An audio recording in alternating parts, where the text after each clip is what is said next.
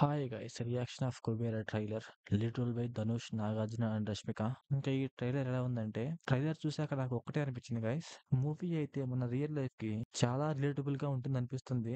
ఎందుకంటే మూవీ వచ్చేసి మనీ గురించి అండ్ మనిషి ఎలా ఎదుగుతాడు అనేసి దాని గురించి, అందువల్ల నాకు కొంచెం అలా అనిపించింది. అండ్ మూవీలో ధనుష్ గారి క్యారెక్టర్ కి డబ్బింగ్ చెప్పింది ధనుష్ గారే అనుకుంటా. ఎందుకంటే తెలుగు డబ్బింగ్ అంత పర్ఫెక్ట్ గా లేదు. ధనుష్ గారు కొంచెం కొత్తగా ట్రై చేశారనుకుంటా, అందువల్ల తెలుగు డబ్బింగ్ సరిగ్గా కుదరలేదు.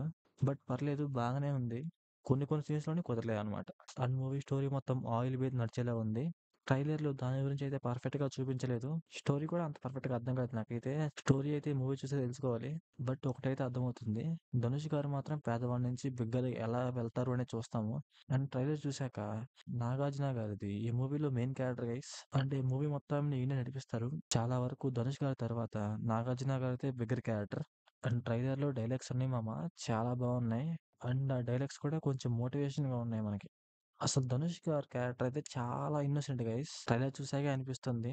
బట్ ఇన్నోసెంట్ నుంచి వైలెంట్‌గా ఎలా మారతారో చూడాలి. బట్ ఇన్నోసెంట్‌గా ఉన్నప్పుడు డైలాగ్స్ అయితే చాలా బాగున్నాయి గైస్. ఇంకా బ్యాక్‌గ్రౌండ్ స్కోర్ గైస్. ఇంకా బ్యాక్‌గ్రౌండ్ స్కోర్ అయితే వేరే లెవెల్ ఉంది గైస్. నాకైతే చాలా బాగా నచ్చింది. ఐ థింక్ మూవీలో పెద్ద పెద్ద ఫైట్ సీన్స్ ఏమి ఉండవు గైస్. నార్మల్ ఎమోషన్ సీన్స్ తోనే నడిపిస్తారు మూవీ మొత్తాన్ని. ట్రైలర్‌లో కూడా అంత పెద్ద ఫైట్స్ ఏమి లేవు. నార్మల్ చిన్న చిన్నవే ఉన్నాయి. సో ఓవరాల్‌గా అయితే ట్రైలర్ బాగుంది గైస్. ఈ మూవీ జూన్ 20న రిలీజ్ అవుతుంది. చూడాలి మూవీ ఎలా ఉంటుందో ఏంటో అనేసి. So thanks for watching. మంచి కంటెంట్‌తో మళ్ళీ కలుద్దాం. By by.